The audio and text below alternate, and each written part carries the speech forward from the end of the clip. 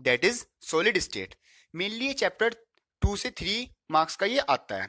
इसमें जो चैप्टर में सबसे इंपॉर्टेंट टॉपिक्स हैं वो है हमारे close packing, unit cell and defects. ये वाला चैप्टर फिजिकल का सबसे पहला चैप्टर है। लेकिन इसमें एक अलग बात क्या है कि जैसे हमारे फिजिकल्स के चैप्टर में होता क्या है, जो न्यूमेरिकल वाला पोर्शन होता है वो ज़्यादा होता है, मतलब न्यूमेरिकल की रेशियो ज़्यादा होती है। लेकिन इस चैप्टर में जो न्यूमेरिकल्स हैं वो कम है और जो थ्योरी और रीजनिंग और कंसेप्चुअल वाले क्वेश्चन है वो ज़्यादा हैं। So let start. सबसे पहले टॉपिक आता है हमारा types of solid. So on the basis of particle arrangement, मतलब जो उनके एटम्स, आयंस और मोलिक्यूल्स हैं, जो हमारा सॉलिड है उसमें जो पार्टिकल्स हैं उनकी अरेंजमेंट के बेसिस पर हमने जो सॉलिड है उसको 2 पार्ट्स में डिवाइड किया हुआ है। सबसे पहले आता है हमारा क्रिस्टलाइन सॉलिड, सेकंड आता है हमारा एमोर्फस सॉलिड। सबसे पहले करते हैं क्रिस्टलाइन सॉलिड। इसका मतलब है in this the arrangement of their constituent particles is order or regular. It has long range order arrangement. For example, NaCl मतलब सोडियम क्लोराइड एंड क्वार्ट्स। इसमें ये है कि जो हमारा क्रिस्टलाइन सॉलिड है उसमें जो कॉन्स्टेंट पार्टिकल्स हैं, मतलब एटम, साइंस और मोलिक्यूल्स, उनका जो ऑर्डर है वो रेगुलर है, और जो उनकी अरेंजमेंट है, जो उनका ऑर्डर ऑफ अरेंजमेंट है वो भी लॉन्ग रेंज ऑर्डर है। फिर आते हैं इसकी प्रॉपर्टीज। प्रॉपर्टीज में इसकी first point is it is anisotropic in nature, मतलब it shows different values along different direction in the same crystal. अगर हम इस एनिसोट्रोपिक नेचर को एक सिंपल एग्जांपल से समझे, मतलब जैसे कि जब सुबह स्कूल में असेंबली होती है तो सब जितने भी सारे बच्चे हैं, सारी क्लासेस हैं, वो सिस्टमेटिकली एक मतलब लाइन में खड़े होते हैं क्लासेस वाइज। अगर हम उनको फ्रंट व्यू, मतलब फ्रंट व्यू से देखें तो पहले क्लास, मान लो ये क्लास 12 है, तो जो पीछे जितने भी स्टूडेंट्स होते हैं वो सब क्लास 12 के होंगे। जितनी भी लाइन होगी, जैसे क्लास फर्स्ट सेकंड जितनी भी, तो ऐसे उनकी उनकी क्लास के बच्चे होंगे। अगर हम इसी को साइड व्यू से देखें तो पहली जो लाइन है वो तो मान लो क्लास फर्स्ट खड़ी हुई है, तो बच्चे सारे क्लास फर्स्ट के होंगे। लेकिन उनके जो पीछे हैं उनके भी पीछे वो क्लास सेकंड, थर्ड ऐसे ऐसे होंगे। इसका मतलब है कि जो ऑर्डर है, जो रेंज, जो हमारा ऑर्डर है वो तो रेगुलर है, मतलब सब सिस्टमेटिक खड़े हुए हैं। लेकिन हम जहाँ भी डिफरेंट डायरेक्शन पे, डिफरेंट जगह पर हमारी प्रॉपर्टीज जो है वो डिफरेंट है। फिर सेकंड पॉइंट आता है इसमें, glass object of Asian times becomes milky. मतलब ये एक तरह से इसकी प्रॉपर्टी है कि जो एशियन टाइम्स के ग्लास होते हैं वो थोड़ा मिल्की हो जाते हैं। ये जो हमारा सॉलिड है उसके क्रिस्टलाइन प्रॉपर्टी की वजह से होता है। फिर नेक्स्ट आता है इसमें, next topic is classification of crystalline solid on the basis of nature of intermolecular forces. इसमें मेनली हमारे पास 4 टाइप्स के सॉलिड हैं। सबसे पहले आता है हमारा मोलिकुलर सॉलिड। इसमें है हमारे कॉन्स्टिट्यूएंट्स पार्टिकल, मतलब जो जिनसे मिलके बना हुआ है एटम्स, आयन और मोलिक्यूल्स, वो है हमारे पास स्मॉल कोवेलेंट मोलिक्यूल्स। फिर जो हमारा मोलिकुलर सॉलिड्स है इसको हमने फिर से सब डिवाइडेड किया हुआ है 3 पार्ट्स में। सबसे पहले हमारा नॉन पोलर, फिर polar and third is hydrogen bonding. सबसे पहले आता है नॉन पोलर। नॉन पोलर में हमारे पास जनरली लंदन फोर्सेस होती हैं। ये हमारे सॉफ्ट होते हैं, इनका मेल्टिंग पॉइंट भी लो होता है और ये इंसुलेटर होते हैं। नॉन पोलर मोलिकुलर सॉलिड के एग्जांपल्स हैं CO2, आर्गन, CCl4 एक्स्ट्रा। फिर सेकंड आता है हमारा पोलर मोलिकुलर सॉलिड। इसमें जो होता है डायपोल डायपोल इंटरेक्शन होता है, मतलब जो मोलिक्यूल्स हैं, एटम्स हैं, उनके बीच में जो फोर्स होती है वो डायपोल डायपोल इंटरेक्शन होती है। जनरली ये सॉफ्ट होते हैं और जो उनका मेल्टिंग पॉइंट होता है वो भी लो होता है। ये भी इंसुलेटर होते हैं। इसके एग्जाम्पल हैं HCl एंड SO2। फिर थर्ड आता है हमारा हाइड्रोजन बॉन्डेड। हाइड्रोजन बॉन्डेड मतलब जिसके भी बीच में हाइड्रोजन बॉन्ड होंगे वो होगा हमारा हाइड्रोजन बॉन्डेड मोलिकुलर सॉलिड। इसमें है हमारा हाइड्रोजन बॉन्डिंग, मतलब जो फोर्स होगी एटम्स के बीच में वो होगी हमारी हाइड्रोजन बॉन्डिंग। ये जनरली हार्ड होते हैं क्योंकि जो हाइड्रोजन बॉन्डिंग होती है वो थोड़ी स्ट्रॉन्ग होती है। फिर इनका जो मेल्टिंग पॉइंट है वो भी लो होता है और ये भी हमारे इंसुलेटर होते हैं। इसका एग्जाम्पल है आइस। फिर सेकंड टाइप का सॉलिड आता है हमारा आयनिक सॉलिड। इसमें फर्स्ट पॉइंट, इंपॉर्टेंट पॉइंट्स है जो फर्स्ट पॉइंट है कांस्टेंट पार्टिकल, मतलब जो पार्टिकल्स हैं वो होते हैं हमारे पॉजिटिव एंड नेगेटिव आयंस, मतलब कैटायंस और एनायंस। सेकंड पॉइंट है forces, type of forces between the molecules, मतलब जो भी हमारे कांस्टेंट पार्टिकल्स हैं वो होती है हमारी इलेक्ट्रोस्टैटिक फोर्सेस, जो हमारे आयंस की वजह से होती है। फिर थर्ड है कि ये हार्ड होते हैं बट ब्रिटल होते हैं, मतलब ये हार्ड तो होते हैं लेकिन ये अगर हम इनको बीटन करें तो ये टूट जाते हैं। फिर फोर्थ पॉइंट आता है हमारा मेल्टिंग पॉइंट। इनका जो मेल्टिंग पॉइंट होता है वो वेरी हाई होता है, ऐसा इसलिए क्योंकि जो इलेक्ट्रोस्टैटिक फोर्स होती है वो बहुत स्ट्रांग होती है। फिर फिफ्थ पॉइंट है हमारा कंडक्टर्स इन मोल्टन स्टेट, मतलब जो हमारे आयनिक सॉलिड्स होते हैं, ये जो सॉलिड में होते हैं तो ये कंडक्टर नहीं होते, ये एक तरह से इंसुलेटर का काम करते हैं। अगर हम इनको मोल्टन स्टेट में कर दें तो एक तरह से कंडक्टर का काम करते हैं, क्योंकि जब ये मोल्टन स्टेट में चले जाते हैं तो इनके जो कुछ आयंस हैं वो फ्री हो जाते हैं, जिसकी वजह से जो हमारा कंडक्शन है वो हो जाता है। फिर जो आयनिक सॉलिड्स हैं उसके एग्जाम्पल हैं like NaCl, MgO, CaF2, ZnS extra. फिर थर्ड टाइप का सॉलिड आता है हमारा मेटेलिक सॉलिड। इसमें सबसे पहला पॉइंट है कॉन्स्टिट्यूएंट पार्टिकल्स, वो है हमारे positive ions in a sea of delocalised electron. मतलब कि जैसे हमारे पास कोई भी शीट है, आयरन की शीट है, उसमें हमारे पास जो आयरन होता है वो इलेक्ट्रॉन देने की टेंडेंसी रखता है, तो उसमें जो हमारे जितने भी एटम्स हैं वो अपना जो लूजली बाउंडेड इलेक्ट्रॉन है उसको लूज करके रखते हैं, मतलब रहता तो वो फोर्सली मतलब बाउंड ही रहता है, लेकिन वो लूजली बाउंड रहता है। तो हमारा जो पॉजिटिव आयन है वो डीलोकलाइज्ड इलेक्ट्रॉन के सी में मतलब घूमते रहते हैं वहीं पर। फिर सेकंड पॉइंट आता है इसमें टाइप्स ऑफ फोर्स, मतलब जो हमारे इसमें कॉन्स्टिट्यूएंट पार्टिकल्स हैं उनके बीच में किस टाइप की फोर्स है, वो फोर्स है हमारी metallic bonding. Third point is they are hard but malleable and ductile, मतलब जो मेटेलिक सॉलिड्स हैं वो वैसे तो हार्ड हैं लेकिन वो मेलेबल भी हैं और डक्टाइल भी हैं, मतलब हम उनकी शीट भी बना सकते हैं और उनकी वायर भी बना सकते हैं। थर्ड पॉइंट इसमें मेल्टिंग पॉइंट। मेल्टिंग पॉइंट में इसमें मॉडरेट टू हाई, मतलब जो उनका मेल्टिंग पॉइंट होता है वो मॉडरेट होता है, नॉर्मल भी होता है और कुछ का हाई भी होता है। फिर आता है ये गुड कंडक्टर होते हैं। गुड कंडक्टर इसलिए क्योंकि जो इसमें इलेक्ट्रॉन होता है वो लूजली बाउंडेड, वो फ्री होता है एक तरीके से। फिर फिफ्थ पॉइंट है इसमें, मतलब इसके एग्जाम्पल हैं Cu, Ag, Fe, Mg extra, मतलब कॉपर, सिल्वर, आयरन और मैग्नीशियम एक्स्ट्रा। फिर हमारा लास्ट जो आता है फोर्थ टाइप का क्रिस्टलाइन सॉलिड, वो है हमारे पास कोवेलेंट और नेटवर्क सॉलिड। इसका एक और नाम है वो है केंट मॉलिक्यूल्स। इसमें जो पहला पॉइंट है मतलब कॉन्स्टिट्यूएंट पार्टिकल्स, वो हैं हमारे एटम्स। मतलब जो कोवेलेंट सॉलिड्स होंगे उसमें जो कॉन्स्टिट्यूएंट पार्टिकल्स होंगे वो होंगे हमारे atoms. Second point is types of force. Force between, मतलब जो पार्टिकल्स हैं उनके बीच में फोर्स होगी हमारी कोवेलेंट बॉन्डिंग, जो हमारी शेयरिंग से होती है। फिर थर्ड पॉइंट आता है they are hard and melting point is high, मतलब ये जो होते हैं ये हार्ड भी होते हैं और जो उनका मेल्टिंग पॉइंट होता है वो भी हाई होता है। फिर फोर्थ पॉइंट इज इंसुलेटर। ये इंसुलेटर होते हैं क्योंकि इनमें कोई फ्री आयंस, फ्री इलेक्ट्रॉन नहीं होता। फिर इसके एग्जाम्पल हैं like quartz, SiC, AIN, diamond और ग्रेफाइट। फिर नेक्स्ट टॉपिक आता है हमारा एमोर्फस सॉलिड। मतलब हमारे पास टू टाइप्स के सॉलिड्स से ऑन द बेसिस ऑफ जो कॉन्स्टिट्यूएंट पार्टिकल्स से उनकी अरेंजमेंट से। First is crystalline and second is amorphous. अब आता है हमारा एमोर्फस। इसका जो दूसरा नाम है, जो मतलब ऐसा नाम है, वो है शेपलेस। ऐसा इसलिए क्योंकि इसका हम पढ़ते हैं पहले। In this the arrangement of building constituent particles is not regular but haphazard. They are short range, they are also called pseudo and supercooled liquid, for example glass, rubber, plastic extra. जो हमारे पास amorphous solid होते हैं, जो उनमें constituents particles होते हैं, हमारे जो एटम्स हैं, आयंस हैं और मोलिक्यूल्स हैं, उनकी जो ऑर्डर होता है, जो उनका अरेंजमेंट होता है, वो इरेगुलर होता है। मतलब कोई कहीं पर, कोई कहीं पर। जैसे हमारे स्कूल में जब इंटरवल होता है, जब रिसेस होती है, तो बच्चे ऐसे ग्राउंड में कहीं भी घूमते रहते हैं। ऐसे ये हमारे एमोर्फस सॉलिड होते हैं। फिर आते हैं इसमें प्रॉपर्टीज। प्रॉपर्टीज हैं इसकी, they are isotropic in nature, means they show same properties in all the direction. इस प्रॉपर्टी को भी अगर हम एग्जाम्पल से समझे, मतलब कि अगर जैसे हम इंटरवल रिसर्च का ही एग्जाम्पल लें, तो पूरे ग्राउंड में बच्चे इधर उधर होते हैं, मतलब जो अरेंजमेंट है वो है इरेगुलर। लेकिन अगर हम कोई सर्कल लें तो उसके बीच में हम जो स्टूडेंट्स हैं वो देखें, तो उसमें मान लो 2 12th के हैं, एक फर्स्ट का है और तीन बच्चे हैं वो मान लो 5th क्लास के हैं। और फिर हमने दूसरा सर्कल लिया, उसमें भी वहां पर 2 12th के हैं, एक मान लो 3rd का है और 2 बच्चे हैं 2nd के। तो मतलब थोड़ा सेम सा मिल जाता है। इसका मतलब है कि जो हमारी जो अरेंजमेंट है वो तो इरेगुलर है, कोई हर स्टूडेंट कोई कहीं पर है, कोई कहीं पर है। लेकिन अगर हम थोड़ा सर्कल ले, थोड़ी थोड़ी एरिया में देखें, तो कोई 2 12th के, यहाँ पर 2 12th के, यहाँ पर 3 है, यहाँ पर 2 3rd के हैं, तो वहां पर 3 4th के हैं। तो ऐसे ही मतलब जो सेम प्रॉपर्टीज हैं ऑल डायरेक्शन में हमें थोड़ा लगभग अप्रोक्सीमेटली सेम मिलती हैं। सेकंड पॉइंट है इसमें not having sharp melting and boiling point.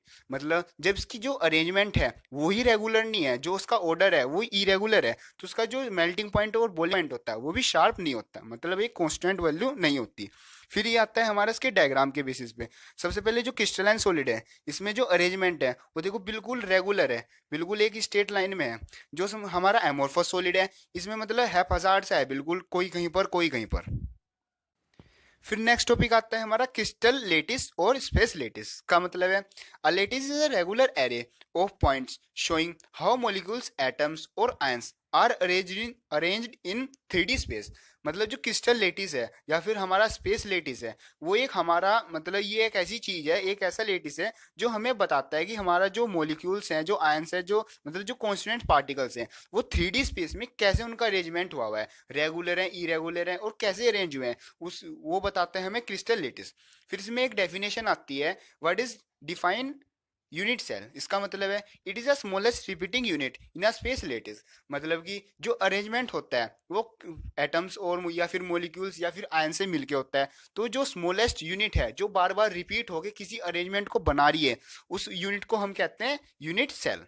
फिर आते हैं हमारा next parameter of unit cell. मतलब जो यूनिट सेल है वो कई टाइप्स की है, तो हम उसमें मतलब सिमिलैरिटी कैसे करें या फिर डिस्टिंग्विश कैसे करें, तो वो हम करते हैं टू बेसिस पर। सबसे पहले करते हैं लेंथ ऑफ एज। मतलब जो हमारी सेल्स हैं उनकी जो लेंथ है, जो उनकी एजेस की लेंथ है, उस बिहाफ पे हम उनको सेम, ये सेम है या फिर ये डिफरेंट है, हम डिफाइन करते हैं, जिसको हम डिनोट करते हैं स्मॉल लेटर से ABCD। फिर आते हैं हमारे एंगल्स। एंगल्स से मतलब जो उनकी एजेस है उनके बीच में कितना एंगल है, उसको हम डिनोट करते हैं अल्फा बीटा गामा से। फिर नेक्स्ट आता है इस चैप्टर का सबसे मोस्ट इंपोर्टेंट टॉपिक, वो है हमारा टाइप्स ऑफ यूनिट सेल। इसमें हम जनरली हमारे पास टू टाइप्स की सेल्स होती हैं। First is primitive unit cell, second is non primitive unit cell. Primitive unit cell का मतलब होता है कि जो हमारी यूनिट सेल है, मतलब कि जो स्मॉलेस्ट रिपीटिंग यूनिट है हमारी यूनिट सेल, अगर उसमें जो पार्टिकल्स हैं, जो पॉइंट्स हैं, उनका जो अरेंजमेंट है वो सिर्फ कॉर्नर्स पर हो, तो उसको हम कहते हैं यूनिट सेल। अगर एक कॉर्नर्स पर तो है, साथ में किसी फेस पर होगा या फिर बॉडी के सेंटर में होगा या फिर कहीं पर भी होगा पूरी यूनिट सेल में, तो उसको हम कहेंगे नॉन प्रिमिटिव और सेंटर्ड यूनिट सेल। सबसे पहले करते हैं प्रिमिटिव यूनिट सेल और सिंपल यूनिट सेल। इसमें है these are unit cell which have points और particles only at the corners of the unit cell. मतलब वही सेम कि जो हमारे यूनिट सेल है उसमें जो पार्टिकल का अरेंजमेंट है वो सिर्फ कॉर्नर्स पर है। फिर इसमें इंपॉर्टेंट पॉइंट जो आता है वो है number of atoms per unit cell is equal to 8 into 1/8 is equal to 1। मतलब कि जो हमारे एक यूनिट सेल में है उसमें जो टोटल नंबर ऑफ एटम होंगे वो कितने होंगे। सबसे पहले जो हमारा एटम है, जो हमारा कॉन्स्टेंट पार्टिकल है, पॉइंट्स है, वो कॉर्नर्स पे है। कॉर्नर्स पे है तो मतलब एक वो 1/8 पार्ट शेयर कर रहा है किसी एक यूनिट सेल से। ऐसा इसलिए क्योंकि जो चार तो होगी एक सरफेस पर और चार ही जो हमारी यूनिट सेल है वो उसके ऊपर होगी, तो 4 हो गया 8। तो जो उसका एक पार्ट आएगा, जो एक यूनिट सेल में जो पार्ट आएगा वो आ जाएगा 1/8। फिर हमारे ऐसे कितने कॉर्नर्स हैं, 8 कॉर्नर। तो हर सेल कितना, मतलब जो हर एटम है वो कितना पार्ट शेयर कर रहा है, 1/8। टोटल होगी हमारी 8। तो जो हमारी number of atoms per unit cell आ गए वो आगे हमारे 8 इंटू 1/8 इज इक्वल टू 1। फिर सेकंड आता है इसमें नॉन प्रिमिटिव और सेंटर यूनिट सेल। इसमें हमारा which have particles at corners as well as at some other position of the unit cell. मतलब जो कॉर्नर्स हैं उन पे तो हमारे पार्टिकल्स हैं ही, लेकिन जो यूनिट सेल है उसमें कहीं हमारे फेस पर, कहीं बॉडी पर, मतलब कॉर्नर्स के साथ साथ कहीं और पर भी अगर हमारे जो पार्टिकल हैं वो प्रेजेंट है, उसको हम कहेंगे नॉन प्रिमिटिव। फिर नॉन प्रिमिटिव हमारी जनरली 3 टाइप्स की होती है। फर्स्ट आती है इसमें फेस सेंटर, मतलब FCC। इसमें होता है at corners and centre of all the face. मतलब कॉर्नर्स पर तो हमारे होंगे, लेकिन जितने भी फेस हैं हमारे पास, जितने भी फेस हैं, 6 फेसेस होते हैं, जो भी क्यूब होता है, जो यूनिट सेल होती है, उसके हर फेस के सेंटर पर भी होगा। तो जो हमारे कॉर्नर्स पे हैं वो कितना कर रहे थे, मतलब टोटल मिला के 8 के 8 कितना कर रहे थे, 1 पार्ट। और जो हमारे फेस पर है, फेस पर है बीच के बीच में, तो आधा पार्ट तो वो एक यूनिट सेल में होगा और आधा ही दूसरी में, तो वो कितना शेयर करेगा, हाफ। कितने हमारे पास टोटल फेस, 6। तो 6 इंटू 1/2 इज इक्वल टू 3। तो टोटल नंबर ऑफ एटम्स कितने होंगे, एक तो वो हो गया हमारा कॉर्नर्स वाला, और हमारे जो 3 हैं वो हो गए हमारे फेसेस वाले। तो जो टोटल नंबर ऑफ एटम आ गए हमारे FCC में वो आ गए हमारे 4। फिर सेकंड आता है इसमें बॉडी सेंटर, मतलब BCC। फिर इसमें है at corners and at the centre of the cell. मतलब कॉर्नर्स पे तो हमारे हैं ही, लेकिन जो हमारा एक एटम है, जो एक हमारा कॉन्स्टिट्यूएंट पार्टिकल है, वो हमारा बॉडी के सेंटर में भी है।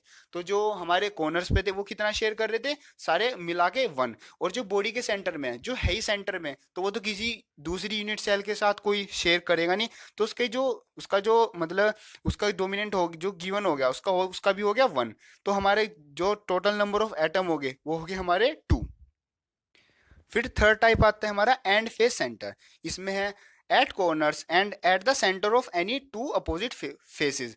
मतलब कि जो कॉर्नर्स पे तो हमारे होंगे, लेकिन हमारे जो एटम्स है वो किसी भी दो एंड फेस पर होंगे, या तो ऊपर नीचे या फिर आमने सामने वाले अपोजिट पे होंगे। तो जो होगा हमारा इसमें सबसे पहले जो कॉर्नर्स पे थे उनकी वजह से होगा हमारा एक, और दो एटम्स है हमारे फेस एंड पे, तो एक एक से कितना मिल रहा था हमें हाफ, दो से कितना मिल जाएगा वन। तो जो टोटल नंबर ऑफ एटम आ जाएंगे हमारे एंड फेस सेंटर में वो आ जाएंगे हमारे टू।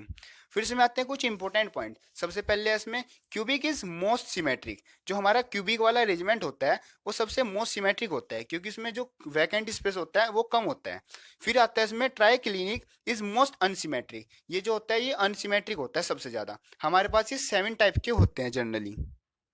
मतलब कि जो हमारे अरेंजमेंट की वजह से जो हमारी यूनिट सेल बनती थी वो होती है हमारी, टोटल तो होती है 7, लेकिन अगर उनको सब डिवाइडेड करके जो सारा ही टोटल आता है वो होती है हमारी 14। फिर नेक्स्ट टॉपिक आता है हमारा, इसमें ये भी मोस्ट इंपोर्टेंट टॉपिक है, इससे क्वेश्चन पक्का आता है। इसमें है हमारा क्लोज पैक स्ट्रक्चर। इसका मतलब है maximum available space is occupied living minimum vacant space. मतलब कि मान लो अगर हमारे पास कोई भी रूम है, हम उसमें जितना भी स्पेस है उसे मैक्सिमम ऑक्यूपाई कर दें, कम से कम लीव मतलब कम से कम वैकेंट करें, तो उसको हम कहते हैं क्लोज पैक स्ट्रक्चर। इसके हमारे जनरली 3 टाइप्स के होते हैं। सबसे पहले close packing in 1D, close packing in 2D and last is close packing in 3D।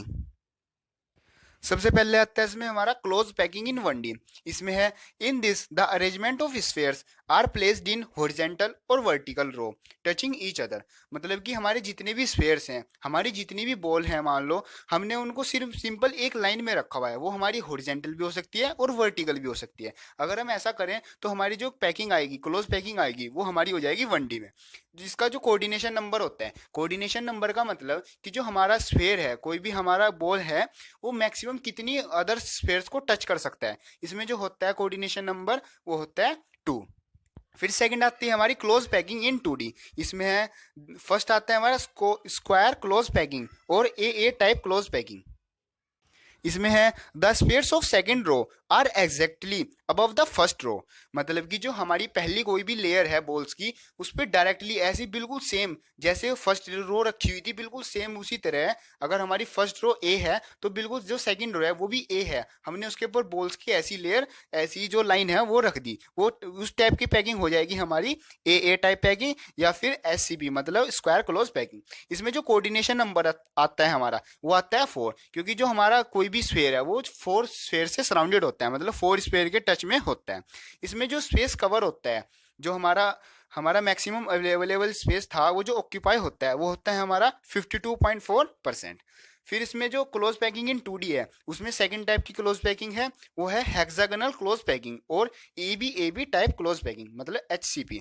इसमें हम करते क्या है, the sphere of second row are placed in the depression between the spheres of first row. मतलब अगर हम balls की एक लाइन बनाएं, मतलब जो हमारी स्फीयर्स हैं उनकी एक लाइन बना दी, तो जो हम सेकंड रखें, जो हमारे बीच में छोटे छोटे छोटे गड्ढे से आए हुए थे, डिप्रेशन आए हुए थे बॉल्स से मिलने से, क्योंकि पूरी तरह तो टच हुई नहीं थी, अगर हम सेकंड रो को उनके बीच में रख दें, उस लेयर को पूरी लाइन को उनके बीच में रख दें, तो वो टाइप की पैकिंग हो जाएगी हमारी हेक्सागोनल क्लोज पैकिंग। और इसको हम कहेंगे AB टाइप की। मतलब जो हमारी फर्स्ट लेयर है, मान लो वो A है, तो सेकंड लेयर उनके बीच में वो हो जाएगी B, लेकिन जो थर्ड लेयर आएगी वो जो सेकंड वाली है उसके तो डिप्रेशन में होगी, लेकिन जो उसके फर्स्ट के रेस्पेक्ट में वो तो सेम अपनी जगह होगी, तो ये हो जाएगी हमारी AB टाइप की। इसमें जो कोऑर्डिनेशन नंबर होता है वो होता है हमारा 6। मतलब जो एक स्फीयर है वो 6 स्फीयर से सराउंडेड होता है। इसमें जो स्पेस कवर होता है, मतलब जो ऑक्यूपाइड स्पेस होता है, वो होता है हमारा 60.4%।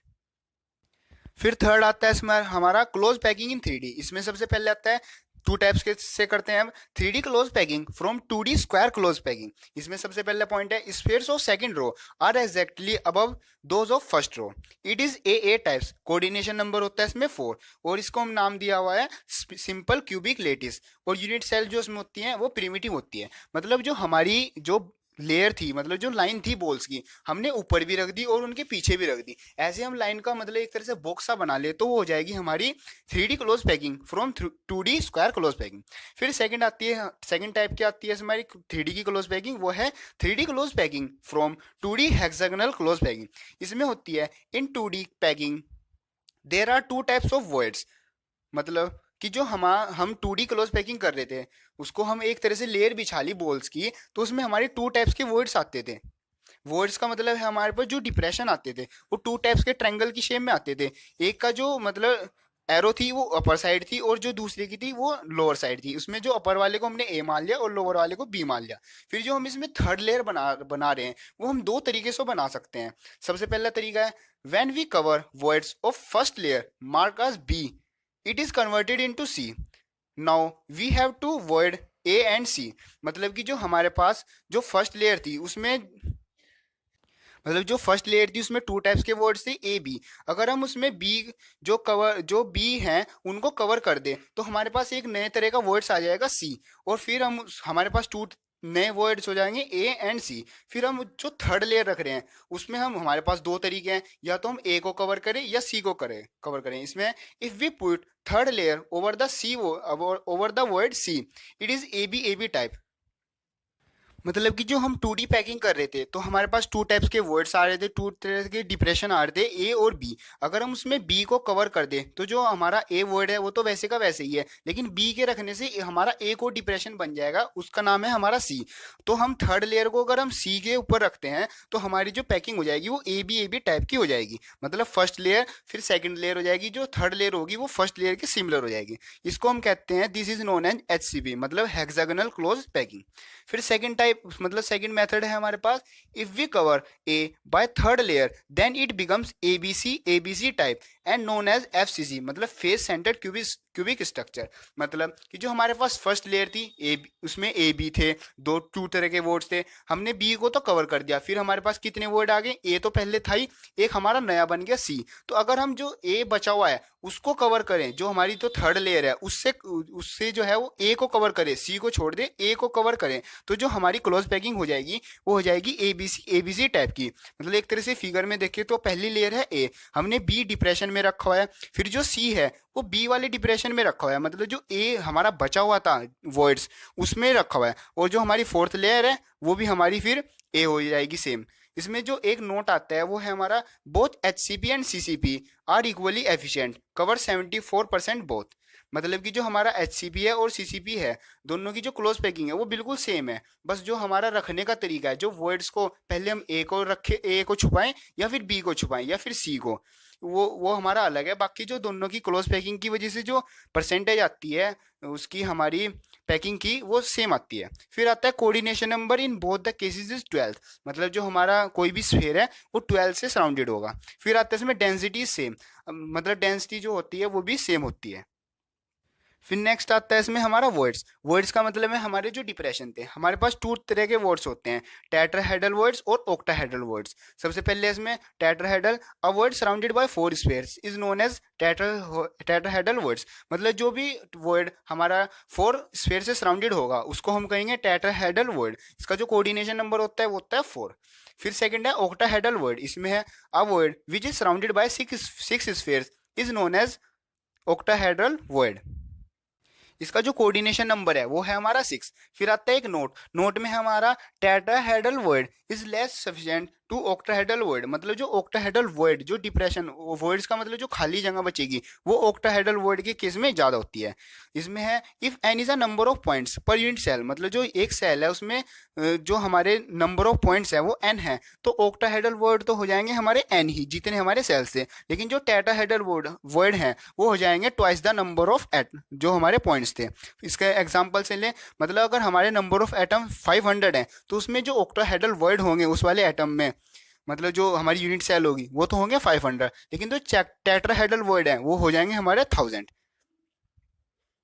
फिर नेक्स्ट आता है हमारा इसमें पैकिंग एफिशिएंसी। ये भी इस चैप्टर का मोस्ट इंपोर्टेंट क्वेश्चन है। इसमें पैकिंग एफिशिएंसी का जो डेरिवेशन है जो हमें निकालनी होती है वो भी इंपॉर्टेंट है, मतलब उसके चांसेस 90% होते हैं आने के। इसमें इट इज सब इसकी डेफिनेशन भी इंपॉर्टेंट है। ये है, it is the percentage of total space filled by the particles.